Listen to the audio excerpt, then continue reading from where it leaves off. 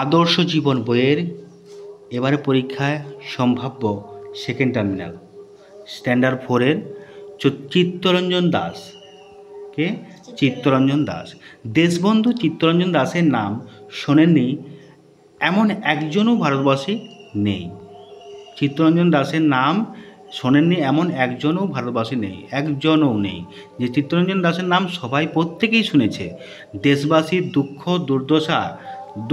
দুর্দশা দূর করতে তিনি কী করেছেন? অকাতরে নিজের সর্বস্ব বিলিয়ে দিয়ে নিঃস্ব হয়েছেন। মানে দুঃখ দুর্দশা দেখেছে সেই সময় ৭৬ মন্বন্তর থেকে শুরু করে এই যে ভারতবর্ষে এত দুঃখ দুর্দশা গেছে মানুষের, যে খেতে পায়নি মানুষ, জায়গা নেই, অসহায় হয়ে গেছে। তা সেই সময় চিত্তরঞ্জন দাস কী করছে? সর্বস্ব বিলিয়ে দিয়েছে। 1870 সালে 5ই নভেম্বর চিত্তরঞ্জন দাসের জন্ম। এই চিত্তরঞ্জনের জন্ম কি? 1870 সালে 5ই নভেম্বর। কত সালে? 1870 সালে। পিতা ভুবনমোহন দাস, পিতার নাম ছিল ভুবনমোহন দাস, মাতা নিস্তারিণী দেবী। তাহলে বাবার নাম ছিল ভুবনমোহন দাস আর পিতা নিস্তারিণী দেবী। চিত্তরঞ্জন ICS পড়ার জন্য বিলেতে গেছিলেন।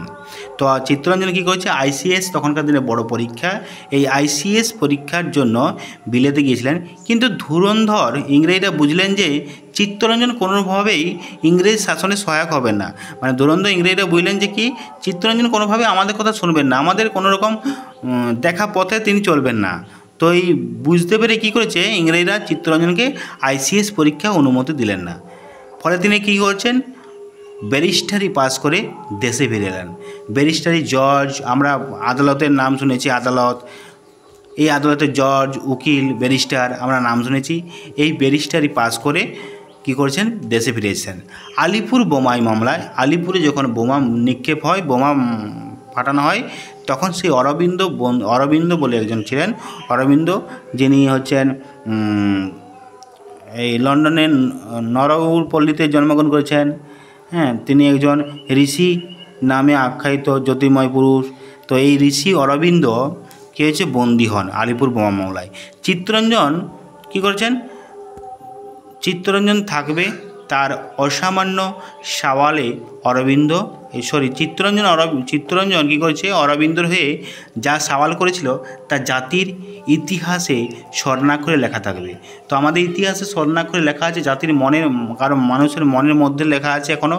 কারণ কেন? এই অরবিন্দ হয়ে সওয়াল করেছিলেন কে? চিত্তরঞ্জন দাস।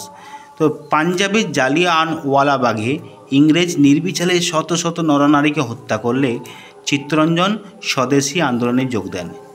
চিত্তরঞ্জন কলকাতা কর্পোরেশনের প্রথম মেয়র ছিলেন। কলকাতা কর্পোরেশন, আমরা যেমন পৌরসভা, আমরা যেমন পঞ্চায়েত এলাকায় অধীনে আছি, সেরকম কলকাতা কর্পোরেশন, মিউনিসিপ্যালিটি, এই যে অধীনে, এই কর্পোরেশনের প্রথম মেয়র ছিলেন কে? ছিলেন চিত্তরঞ্জন দাস।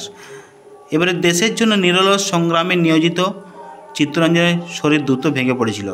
দেশের বিভিন্ন কাজে তিনি নিয়োজিত হয়েছিলেন, বিভিন্ন সংগ্রামে তিনি অংশগ্রহণ করেছিলেন, তাই শরীর দ্রুত ভেঙে পড়ে শেষ পর্যন্ত 1925 সালে 16ই জুন দার্জিলিংয়ে তিনি পরলোক গমন করেন। তবে 1925 সালে কী করেছেন? 16ই জুন দার্জিলিংয়ে তিনি পরলোক গমন করেন। রবীন্দ্রনাথ তাকে শ্রদ্ধা নিবেদন করে লিখলেন, এনেছিলে সাথে মোর মৃত্যুহীন প্রাণ, মরণে তাহা তুমি করে গেলে দান। তো এই 16ই জুন দার্জিলিংয়ে যখন পরলোকগমন করেন, রবীন্দ্রনাথ তাকে শ্রদ্ধা নিবেদন করে লিখেছিলেন। কী লিখেছিলেন? শ্রদ্ধা নিবেদন করে, এনেছিলে সাথে করে মৃত্যুহীন প্রাণ, তুমি মৃত্যু যাতে না হয় সেরকম প্রাণ তুমি নিয়ে এসেছিলে, আর মরণে কিন্তু তুমি তাহাই করে গেলে, যে মরে যাওয়ার পরেও, মৃত্যু হওয়ার পরেও আমরা কিন্তু স্মরণে থাকবে, এরকম মৃত্যু তুমি দিয়ে গেলে।